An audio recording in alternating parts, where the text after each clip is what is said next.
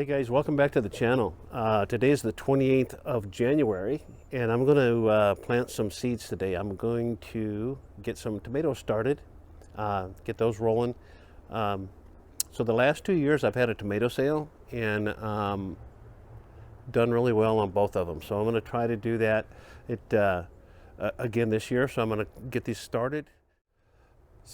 So I keep a spreadsheet on my planting and kind of keep the progress in there and the information on the stuff that I'm planting. And last year I planted a bunch of tomatoes. I had 9 varieties. I planted a bunch of peppers. I had 5 varieties of peppers, and then multiple flowers and stuff. And my germination rate last year on the first batch was not good.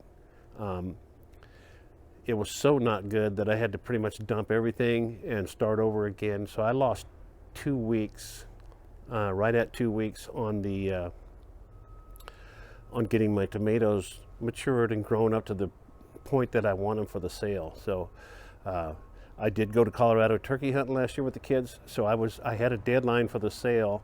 I had the sale the week before we went, and luckily they grew and they did well.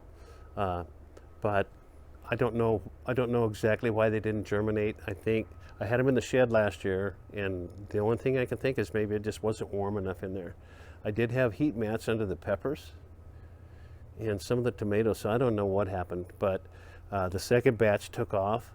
I actually had to order more seeds. That's why I had the 2-week delay. When I had saw that they weren't coming up after 7-8 days, I had to scramble, get another more seeds ordered, and they got them from Baker Seeds, and they got them out to me really quick.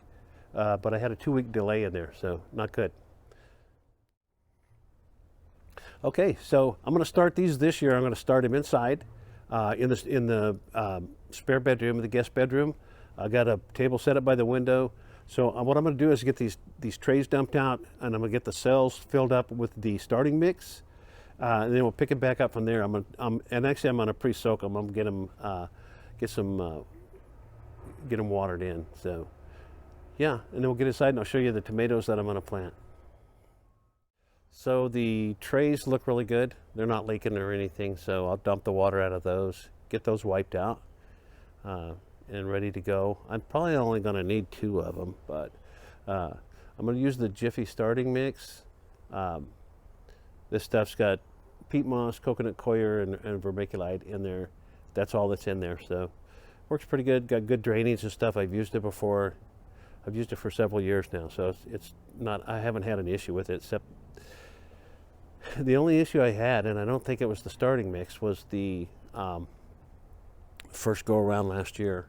And then I'll be using the small cells, that size there, the 6-packs. So 12 of those fit in there, so that's 72 per tray. So probably only going to need 2 trays, maybe at the most 2.5.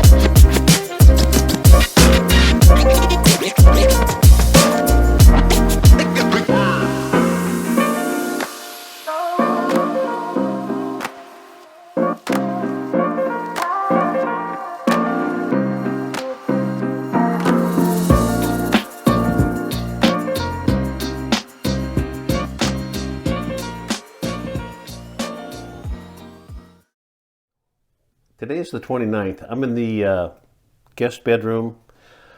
I didn't get these things planted yesterday like I planned, but that's okay. I had some other things I needed to get done, so I got those done, and now I'm going to do it now. And you know, I was going to do it last night. I thought about doing it last night, and then I remembered that I didn't have to do performance reviews anymore, so I didn't do it.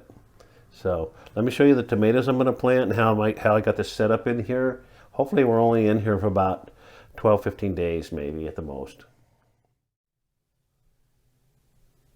So here's the tomato varieties that I'm going to plant. I got the Isis Candy Cherry. I planted those last year. They're a really nice tomato, good and sweet. They grow really nice, good, nice clusters. They're nice, a nice one. The Auriga. This is new for this year, and if I didn't pronounce it right, I went and listened to how it was pronounced and looked at about 4 different videos, and they were all just a little bit different. So doing the best I can on stuff. There's the these are Ozark Pinks.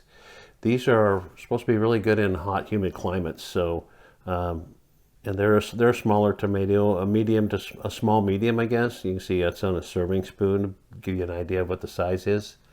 German Lunchbox, my first year for these as well. They're a smaller tomato. They're larger than a cherry. About the size of a small egg, I think it says on the back there. And then I have the Mushroom Basket. I grew these last year. Great tomato.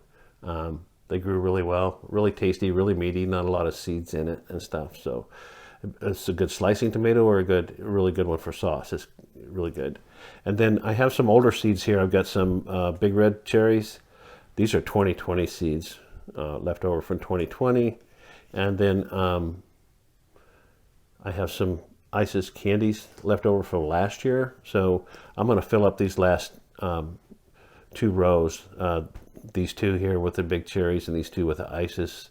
And I'll mark those that they're older seeds and see if they come up or not. I think they probably will. I'm not sure about these, but I've kept them. I've kept these. I've kept all my seeds in a dry, cool, dark place. So hopefully they'll come up. We'll see. Let me get these planted, and then I'll go out and I'll get the domes and get them put on here, get them spritzed in. We'll be good. Okay, so I got them all in there. I got them labeled. I did go with these last 2 instead of the Isis Candy Cherry in this last one. I put the big red cherries in here, and they are 2020 seeds. So I kind of wanted to validate to make sure the way I'm storing my seeds, they're still going to be valid. So we'll see if these come up. I've got them marked 2020, and the market baskets that I put in, they were last year's seeds that I had bought last year. So I got 2024 on there. Everything else is 2025 year seeds. So we ought to be good to go. I'm going to spray some mist these in good and get them watered in. The soil's moist enough, I think. I'm going to put just a little bit more on, and then I got the plastic covers to put over the top of them. I'll put those on. And also, just wanted to say, you know, I've been dealing with Baker Seeds now for 3 or 4 years, 3 years for sure. Really happy with the company. They're out of Mansfield, Missouri.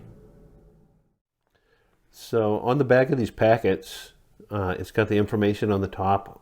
These are for the 2025 year. You can see on the right-hand side, and then on the second row it says a minimum of 25 seeds.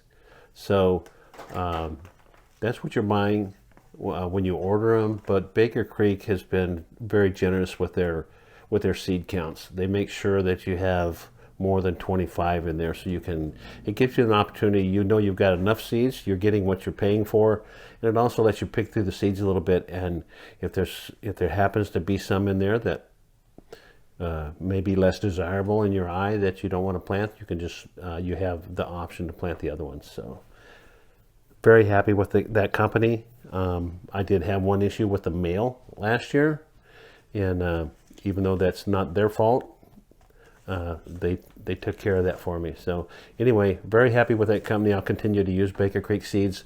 They got a good selection of not only tomatoes but all other vegetables and flowers. It's pretty awesome. So check them out on the net. And also I've been using the Perry Moore's, is it Moore's? Heat mats for several years. I've had these 2 for I think 6 years now, and then this other brand, the seedling heat mat, they're the Seed Factor. I've had those for a couple of years, and that's what's under here.